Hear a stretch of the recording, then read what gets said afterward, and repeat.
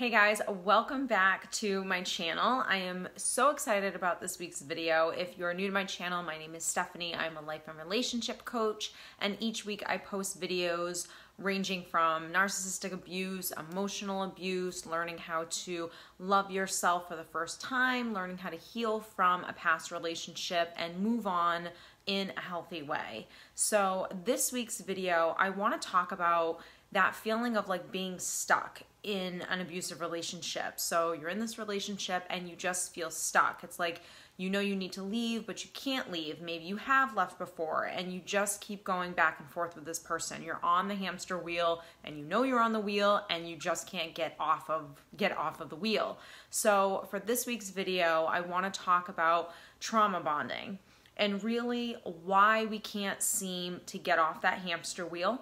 Why at times we're stuck when logically we know we should not be in this relationship, and really just how to stop this abusive cycle kind of once and forever for you. So if you definitely resonate with these types of videos and all of the videos that I put out, please don't forget to like and subscribe down below. If you're interested in doing any one-on-one coaching with me, I will link all of that information below as well. But let's get right into this week's video. So one of the reasons why I wanted to touch on this topic this week was because I think understanding why we're energetically connected to people, why we have this trauma bond, why we seem to not be able to just leave this relationship. I mean, this goes way beyond, afraid of being alone or a fear of the unknown or having some insecurities within our own selves. It has a lot to do with those things, but really the reasons why we can stay stuck for so many years, for so long in relationships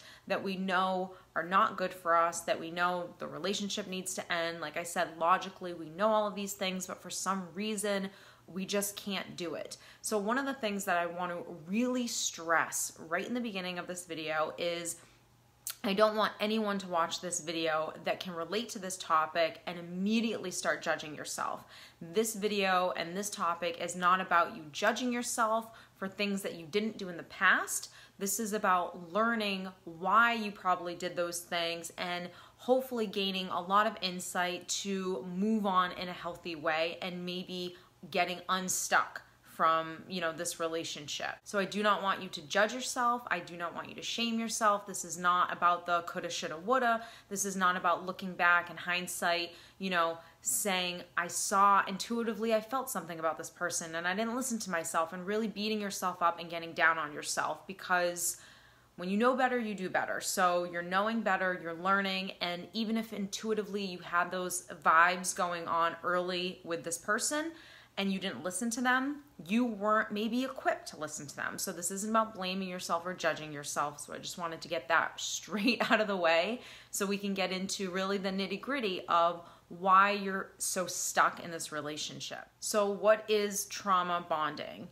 When we have relationships, we all know bonding in general, a mother and a child bonding skin to skin. We bond with everyone that we have a relationship with. So when we share lives together, when we share experiences together, when we share love and trust and sex and intimacy and conversation and children and marriage, etc., etc. I can go on and on. When we share life with other people, we are bonding with them. So all of those things are reasons that we become bonded with another person. Now, who we choose to bond with is a different story. So if we are not healthy, and if we are not whole, and if we don't know how to love ourselves, if we don't know how to pick the people in our lives that are good for us, then we are going to bond with people that are abusive and unhealthy and toxic and really, really bad for us. We might have internal wounds that we haven't healed or dealt with, and because of those wounds are ultimately choosing who we bond with, and it'll probably end up being someone who is abusive and unhealthy. So the bonding process, whether it's a trauma bond or whether it's just bonding in general, is a biological process that happens. And because it's something that's kind of out of our control, so to speak, it makes leaving a relationship really difficult because we have shared intimacy with the person. We have shared an experience with this person. We have a shared life with this person. We have bonded with this person, that then it becomes difficult to kind of break away from that. And again, if we haven't learned how to create that bubble, if we haven't learned how to have healthy standards, if we haven't learned what healthy relationships should look like and how they should feel like, then we're going to bond with people that we should not be bonding with. And regardless of who we bond with, it's always difficult to break that bond. So your body doesn't know when it's linking with someone that this person is unhealthy. I mean, it'll tell you in different ways. Intuitively, you'll get vibes and you might have symptoms, but I'll get into that later on. But you're bonding, and you're not able to tell really whether or not someone is good or bad for you. You're just going to bond regardless. Now, a trauma bond is when we're bonding with someone who is unhealthy for us, who is abusive, who is toxic, narcissistic, whatever you want to say, someone that is not good for us. And the trauma is what happens over time. So when we're emotionally abused, when we're narcissistically abused, it is not like sexual abuse. It is not like physical abuse. It doesn't just happen one time and you were abused in one instant. It is a gradual thing that happens over time. So the trauma of a long time of, gaslighting and manipulation and shaming and being passive aggressive and all of these different tactics that the abuser has used on you over a long period of time creates trauma. Now, the other factor for trauma bonding has to do with the blueprint, like we have kind of touched on earlier, the blueprint of what you deem a relationship to look like. Now, this blueprint was created in childhood. It has been programmed into your subconscious. So your parents, the people that raised you, the people that had the most influence on you as a child witnessing these relationships. And again, they don't have to be severely abusive where, there's hitting and there's beating and there's drinking and all of these things. We've been just programmed and taught that abuse only looks like that. But, mommy being passive aggressive to dad all the time, or dad manipulating mom, and mom being a narcissist and dad being a codependent, that's abuse right there. So even though mom and dad aren't raging alcoholics that are beating each other, they're still abusing each other in different ways emotionally. And you witness that as a child. So your blueprint is that this is what a normal relationship looks like. Now, as you get older, logically, oh, mommy probably shouldn't have done that to dad, and dad shouldn't have done that to mom, but it's all you've ever known. It's all you've ever seen. So it becomes part of your blueprint. And unless you are mindful of what your blueprint looks like, then you won't be able to really ever change it.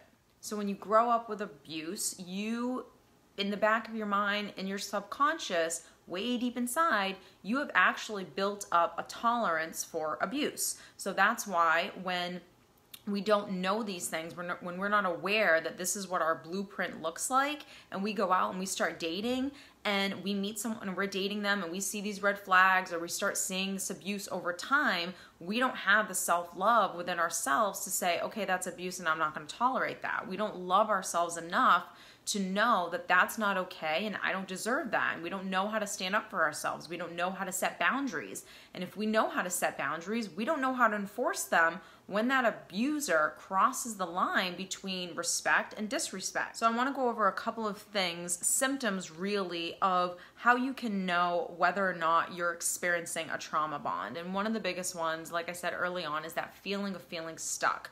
It's like logically you should not be in this relationship. You know that this person is abusive. They do things all the time that are hurtful and abusive to you, and you just keep taking it. And for some reason, you go back and forth and back and forth. Another really big symptom of trauma bonding is when your family and friends see the difference in you.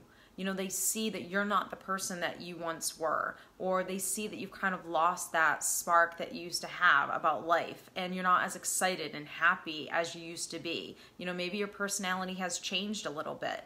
And this is when your family and friends really have seen things in your partner and are asking you, like, why are you with this person? Like, you deserve so much better. When these things start happening, again, this isn't a definite you're in a trauma bonding situation, but these are all symptoms of trauma bonding. And one of the absolute biggest symptoms of trauma bonding is you believing that this person is a good person. Now, when trauma happens, when abuse happens, again, it happens over time. So if you're dealing with an emotional abuser, if you're dealing with a narcissist, you have seen glimpses of an amazing human being. You have seen love bombing. You have seen them being the person that you fell in love with. And then that person goes away. And then that person comes back. And that person is so inconsistent that they're actually showing you that they're really not that good person that you think that they are. But because you're projecting what you want to see in this person, or what you hope to see, or what you want to see someday, or even that belief of, I think this person's a good person. Like, I know that it's going to come back and it's going to be what it once was. You have this hope and this faith and desire in this person that really now is showing you they're not that person. So, and I think that that's a hard pill to swallow for a lot of people, because when they're in relationships and they've seen this amazing human being, the person that they fell in love with, it's hard at times to accept that that person wasn't real. That maybe that person wasn't real, that maybe it was just a mask, that maybe they were just love bombing you and it was all manipulation. And it's a tough pill to swallow. It's a hard pill to swallow. And I'm going to bet that you're a really good person that likes to believe the best in people. And while that's an amazing quality to have, we don't want to walk around life and just think everyone is toxic, everyone is a narcissist, everyone has an agenda. Like, we don't want to walk around life thinking those things, but we also don't want to walk around thinking that everyone is a good person. And just because you see a little glimpse of someone that's kind of nice, that just means that they're the nicest person in the world and that they're so loving, and when they haven't even proven that to you. And it's not easy to do when you are bonded with someone, when you have had a relationship with this person, you've been intimate, you've been married, you've shared kids, you've shared 30 years together, or whatever the situation is, even if it's only been a year or 6 months or what have you. It's not easy to accept the person that's now in front of you. And I'm not trying to downplay this at all. I just want you to understand that you're believing this person is good when they're showing you that they're not that person. And you have to believe what you see. It's that quote, when people show you who they are, believe them.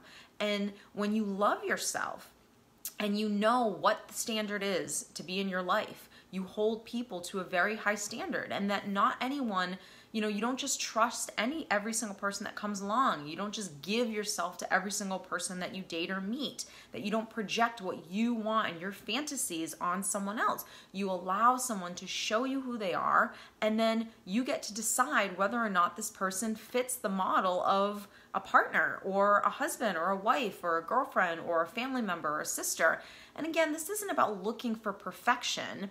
It's about just saying, like, what is the bare minimum to be in my life? And I think that that's something that a lot of us don't often do. We just kind of take whatever comes along, because we never were taught how to love ourselves. We were never taught that it's perfectly acceptable to have standards. And when someone doesn't meet your standards, then they might need to leave your life. One of the most important things to understand about trauma bonding is it very much is like a drug addiction. So your body, your hormones, chemicals, everything inside of you is going to go through the same things that it would go to if you were addicted to a drug. You're going to get the highs, you're going to get the lows. You know, when you are having those lows and that person's pulling away and you just keep at it. You just keep having faith that this person is a good person. You keep going back for more. You know, that saying of when it's good, it's great. When it's bad, it's terrible. That always happens in these types of relationships. And when you know you're experiencing a trauma bond, it's when you know that I constantly feel this. I constantly feel up and down. And when I feel low, it's like I just want to be near that person because I know that person is a good person. I know that it's there. And you just keep going back for more. So you have to understand that this is way beyond you just having a bond with someone. This is now like a drug addiction. And in order to break that addiction, you have to accept that this is not going to be easy. So how do we really stop this abusive cycle? How do we stop this trauma bond?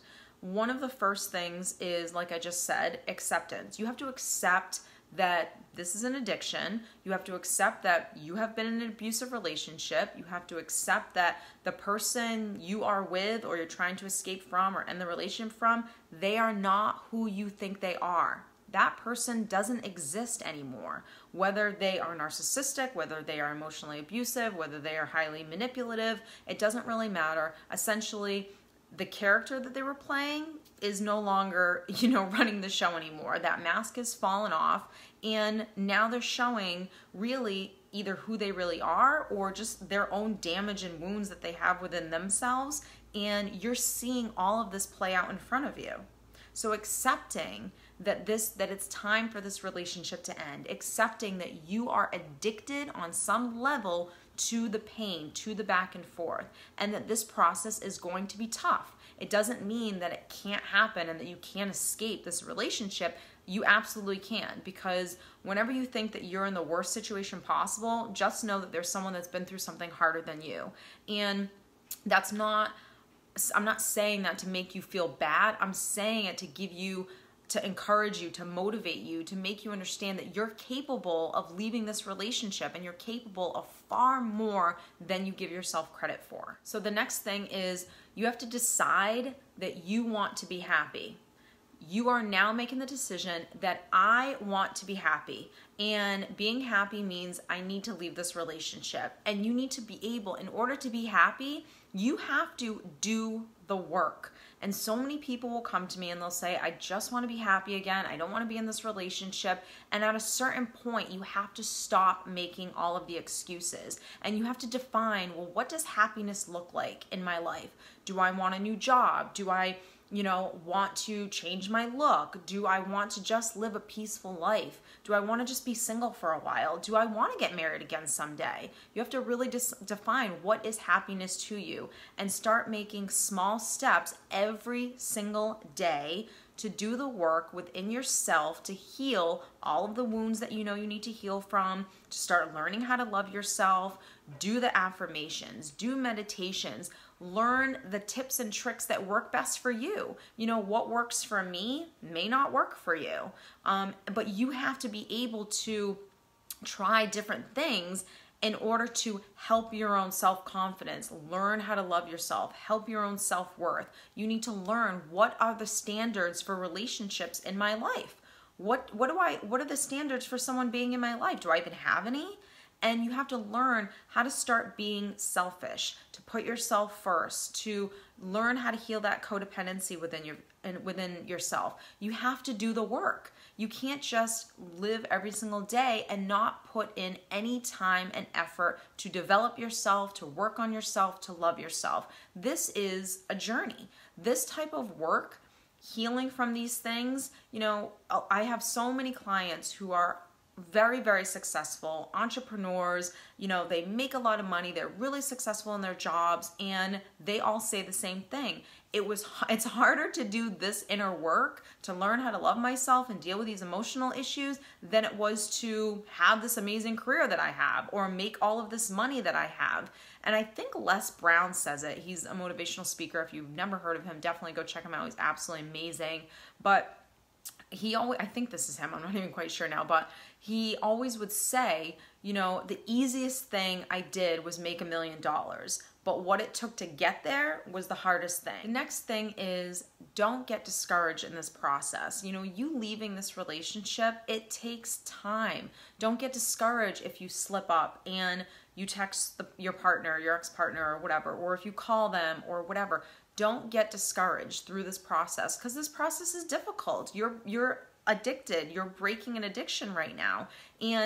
But I think when people get so overwhelmed with leaving a relationship like this and having this trauma bond with this person, they get overwhelmed because I think they look at the overall goal. Okay, I want to leave this person. Oh my God, what is it going to take for me to get there?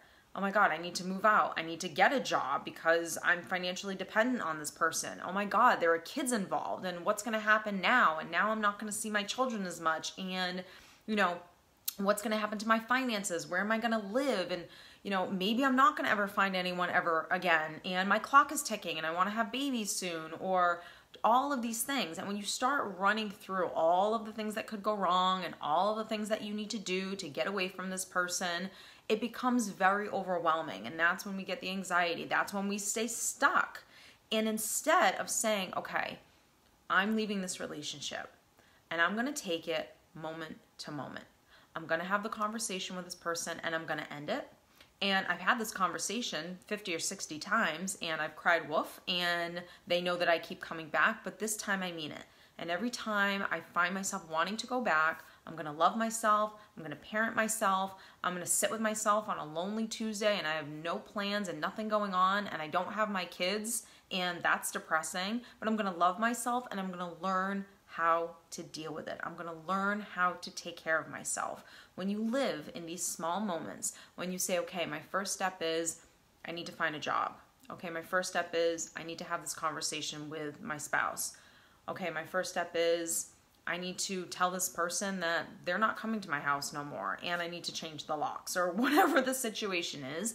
Taking those small steps and living moment to moment. That is where happiness actually lies. And that's when you realize you're stronger than you think you are, because you're not worried about everything and how you're going to handle everything, because even the strongest person, that is an overwhelming feeling. But instead, you're just living moment to moment. You're not getting discouraged. You're not getting down on yourself. You're just supporting yourself and loving yourself. You're treating yourself as if this was your best friend going through this process. And know that while, yes, this might be difficult and I might have setbacks, I'm going to see this through, because I deserve to be happy. I deserve to have an amazing relationship. I deserve to have, peace and contentment, and this relationship is nothing of what I'm looking for, and it's time for the relationship to end. As hard as it is, as painful as it's going to be, I think when you go through something traumatic in life, when you go through something hard in life, like a divorce, like a painful breakup, and you learn about yourself, and you learn about why was I attracted to this person? Why am I now in this trauma bond? Why am I now addicted to this pain? When you start unraveling all that stuff, while it seems scary at times, it's really not. It actually allows you to better understand yourself. It allows you to learn and grow and to learn new skills that you didn't learn growing up that you should have learned. And it allows you to be a better version of yourself for the next person and for yourself, so you can create the life that you really want to live. So again, I hope this has helped you guys. If you enjoy this video, please give it a thumbs up. Don't forget to leave any questions or comments down below. I always enjoy reading them. Thank you guys so much for all of your support. And if you're interested in following me on social media, I will link that down below as well. And I will see you next week.